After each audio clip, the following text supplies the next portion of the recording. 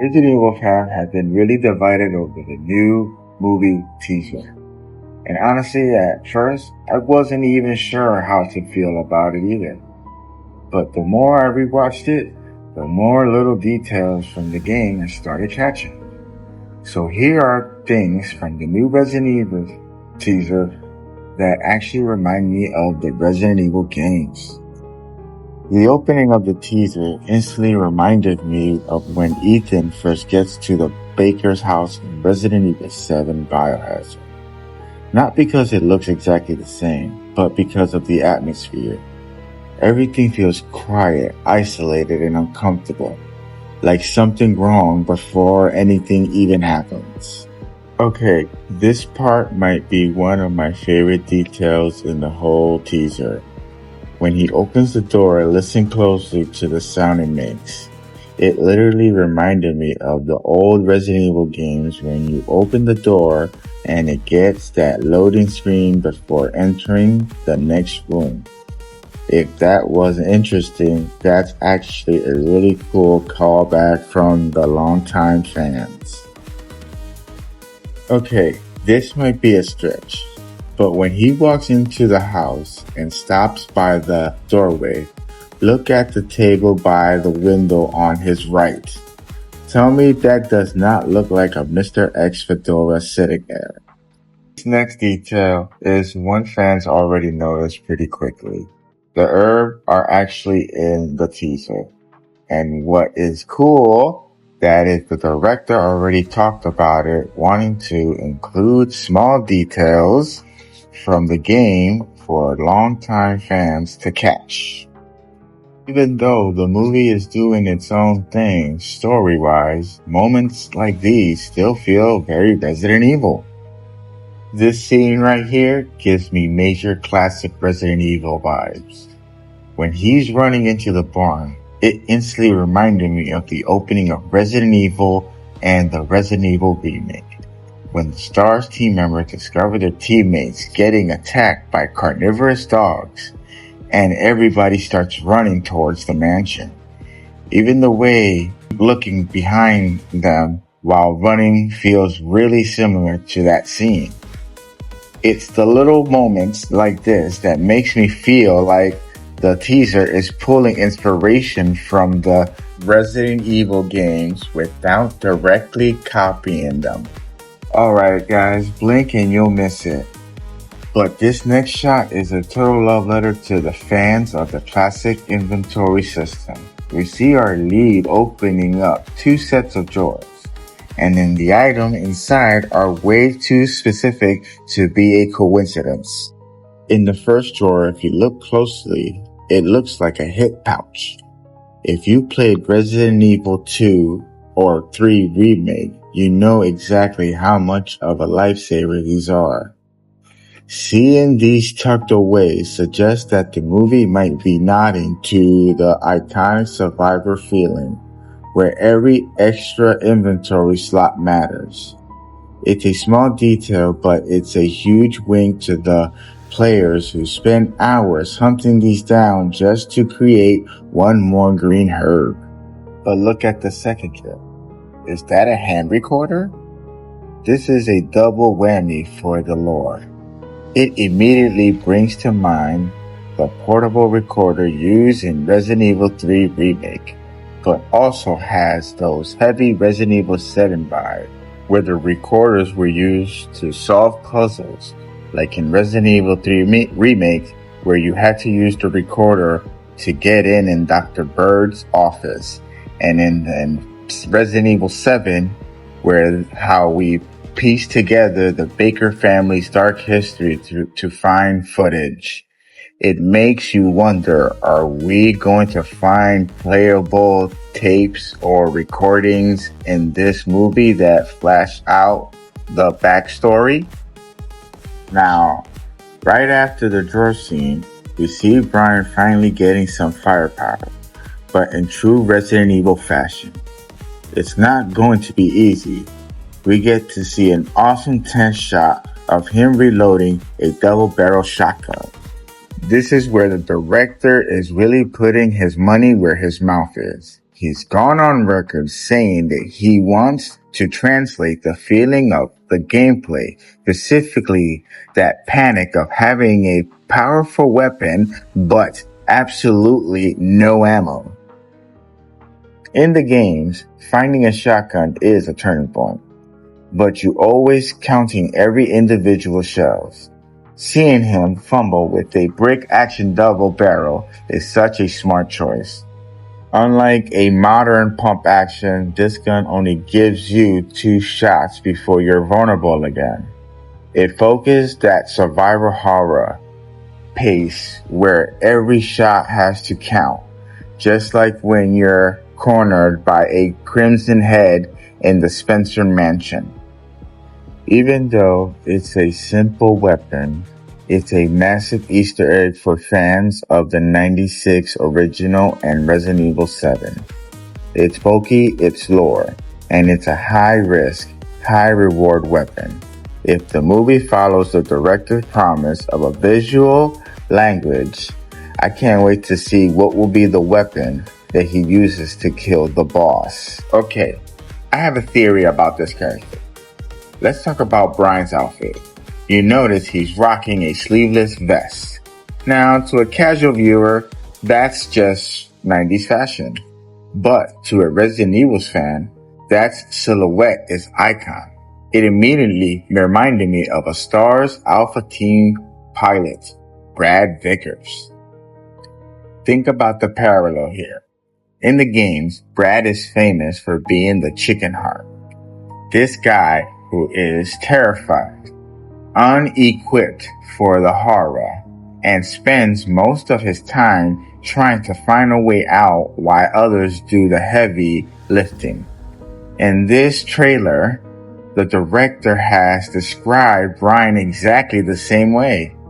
A helpless guy who is completely out of his depth. While the color of the vest might be different, the vibe is identical. Both characters represent the everyman perspective in a world of monsters. Brad wore that yellow tactical vest as a sign of his rank, but Brian wears a civilian version. Could it be the director's way of visually coding him as the new Brad? The guy where we expect to run away but who might actually have to step up? But that's just a theory of mine. What do you think? Comment down below. We see Ryan walking through a snow-covered Raccoon City, passing 2 bodies slumped in the streets. This immediately feels like the opening of Resident Evil 2 or 3. Even though the game doesn't have snow, the atmosphere is the same. That eerie calm before the storm. Feeling where the city is already lost and you're just walking through the aftermath. It's a perfect visual representation of the environment as a storyteller. A classic RE trope where the bodies on the ground tell you exactly how dangerous these streets is before a sign of zombies even appears. Now this next part is pure Resident Evil game logic. Brian walks up to a body to grab a set of keys, but just as he reaches out, whoosh! The body is dragged into darkness. Brian is left standing there, and we're left with that sneaky feeling in our stomach. This is a classic item trigger encounter. In the games, developers love to dangle a key or a crank in front of you, knowing that the second you touch it, the boss fight begins. It's that boss stage mentality. The game is essentially telling you want to progress, you have to go through me first. The way that body just disappeared into the shadows suggests we aren't dealing with a slow, wandering zombie. This feels like a slicker enemy, something fast and intelligent, like a licker, or maybe even a new cinematic take on a tyrant. Whatever is at the other end of that darkness, Ryan is going to have to defeat the boss to get those keys and unlock the next area. It's a perfect translation of that high tension gameplay loop where the item you need most is the most dangerous one to grab. Just when you thought it couldn't get worse, for Ryan, he drops down a manhole and ends up in the sewer. And check it out. He traded that shotgun for a submachine gun. It looks like a compact SMG, maybe an MP9, which is a massive upgrade. In the games, getting an automatic weapon usually means that the stakes are about to get a lot higher. But let's be real. Seeing a sewer stage sends a shiver down the spine of an RE fan. Whether it was the original game or the remakes of 2 and 3. The sewers is where always the most frustrating part of the map. It's cramped, it's dark, and the navigation is a nightmare. It's where the game stops being a haunted house and starts feeling like a claustrophobic trap. And we can't forget about the monsters. This is where usually runs into a gamma, hunter, or a giant mutated gator. If the movie is following the game logic, Ryan begins down there with a SMG, suggests he's about to run into something fast and similar that you definitely don't want to fight with a slow loading shotgun. Is the movie about to give us its version of a giant alligator? Because looking at this tunnel, I would bet against it. As Brian moves deeper into the sewers tunnel, the camera reveals something truly unsettling. It looks like a massive pile, morbid, obese man just sitting there in the dark. Now, if you are a die-hard fan, you're probably scratching your head because this doesn't look like a classic zombie or a typical hunter. But even though we haven't seen this exact design in the games, the vibe is a total callback to the sewers in Resident Evil 3. Think back to those gamma hunters or those bloated piles mutants we see in the lab. There's something about the creature that looks almost human but is horribly wrong. That captures that classic RE body horror. The director actually addressed this in a recent interview. He said he took inspiration from Resident Evil 6, which was known for having way more varieties in its mutants than just standard zombies. He wanted to create monsters that looked like they were bursting from the inside out. In fact, the creature in the sewer was apparently a massive practical effect puppeteered by 4 different people. Some fans are even theorizing this could be a grounded, realistic take on a Tyrant or Mr. X before they get their trench coat. A raw mutation gone wrong that just waiting to burst into a boss fight.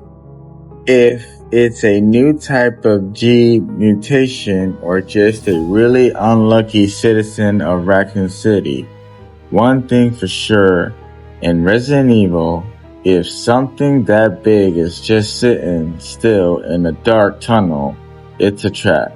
My guess, Brian is about to find out that this albino man is a lot faster than he looks. This next shot is actually really cool. Brian is standing in front of a farmhouse, pointing his shotgun at the door, when suddenly these pale, spindly arms and legs spring out from the farm. It's chaotic, it's twitchy, and it's deeply disturbing. This shot took my brain to one place. Lisa Trevor. For those who don't know, Lisa has arguably saddest backstory in the series. She was the daughter of the mansion's architect, kidnapped by Umbrella and experimented on for 30 years. Even though this movie takes place in Raccoon City, the monsters in this doorway is wearing what looks like a hospital robe, which is Lisa's signature look. The way its limbs move stiff, but with that unnatural strength, reminds me so much of her boss fight in the Spencer Mansion. In this shot, you see the main character closing the door on a bunch of zombies. Notice red balloons hanging from the ceiling. This could be nothing, so take it with a grain of salt. But it instantly reminded me of Resident Evil 2, when Leon S. Kennedy arrives at the Raccoon Police Department and sees the Welcome Leon setup with balloons and decorations. It might just be a visual coincidence, but considering how many reference scenes packed into this teaser, it's hard not to think about that scene. The director has also mentioned that the zombies will apparently be used sparingly in the movie, which could make scenes like this feel more impactful when they do appear. We see here now that the main character is running in the snow towards a car flipped over. It's hard to tell exactly what kind of vehicle it is from the teaser. It might be a police vehicle or just a wrecked transport truck, but the whole sequence gives me major Resident Evil Village. In the opening of Village, Ethan Winters survives a brutal crash and wakes up alone in the snow before making his way through the freezing wilderness field with dead bodies and danger. The atmosphere in this teaser feels very similar, isolated, cold, and intense. What makes this connection even more interesting is that director Zach Greger has talked about being heavily inspired by the games themselves, especially the feeling of actually playing a Resident Evil title rather than directly adapting one specific story. Snow setting itself also stands out because it's not something we usually associate with classic Resident Evil imagery, but it immediately brings games like Village and even some of the colder environments from other Resident Evil titles to mind. One of the creepiest shots in the teaser has the main character sitting on the floor, completely covered in blood, inside of what looks like some kind of laboratory or medical testing room. He looks exhausted and almost frozen in shock when he noticed something beginning to rise out of the bathtub nearby. The entire setup instantly reminded me of the famous bathtub zombie from the original Resident Evil, where the player encounters one of the game's most unsettling scares inside the mansion. The scene became iconic because how slow tension and the feeling that something horrifying was about to emerge from a seemingly quiet room. The teaser seems to recreate the exact kind of atmosphere. Cramped space, blood everywhere, strange medical-looking surroundings, and the fear of something suddenly appearing near you.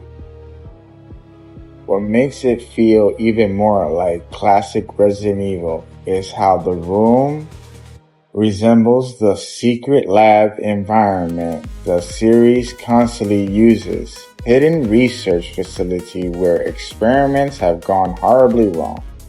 Fans online have already been comparing parts of this teaser to the older games because how heavily it leans into survivor horror imagery instead of a non-stop action.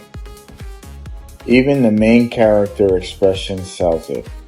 He doesn't look like an action hero ready to fight.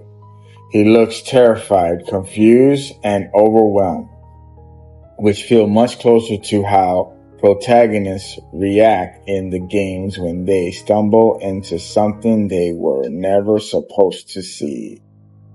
The final sequence of the teaser might be the most chaotic shot in the entire trailer. The main character is sprinting through the streets of Raccoon City while bodies, or infected people, start falling from the buildings above him and explode on impact. I don't remember anything exactly like this happening in the games, but it still feels very Resident Evil because the series is filled with bioweapons and mutations that completely destroy the human body. Some creatures in the game literally burst apart, mute beyond recognition, or transform into grotesque monsters after infection. The scene especially reminds me of how unpredictable the outbreak becomes in the game, like Resident Evil 2 and Resident Evil 3, where Raccoon City turns into a complete chaos and the infection spreads faster than anyone can control. The environment itself also feels heavily inspired by the classic Raccoon City imagery. Even though the movie adds snow to the settings, the way the character runs through the streets surrounded by wreckage, smoke, and collapse panic instantly remind me of the opening section of Resident Evil 2 when Leon and Claire barely avoid getting hit by the exploding gas truck before being separated in the middle of the city. A lot of fans online have pointed out that the teaser seems less focused on recreating exact scenes and more focused on capturing the feeling of the games, being trapped in a collapsed city while horrifying bioorganic creatures appear from every direction. There's also a chance these fallen creatures aren't normal zombies at all. Resident Evil has always featured experimental bioorganic weapon creatures through virus and mutations. So the exploding bodies in the trailer could be the movie's introduction of own organic infected creatures rather than adapting a specific monster directly from the game. And that's all the Easter eggs I managed to spot in the teaser, at least the ones that really stood out to me. Some of these might be intentional reference, other could just be coincidence. So take it all with a grain of salt. But what interesting is how much these teaser feels like a Resident Evil. Not just visual, but in the atmosphere. It gives that same tension, that same survivor horror energy the games are known for. Now, I want to know what you guys think. Did you spot anything I missed? Or do you think some of these are reaching a bit too far? Drop your thoughts in the comments. And if more trailers or scenes get released, I might come back and break those down too. Thanks for watching. And stay alert out there. You never know what comes out of the dark.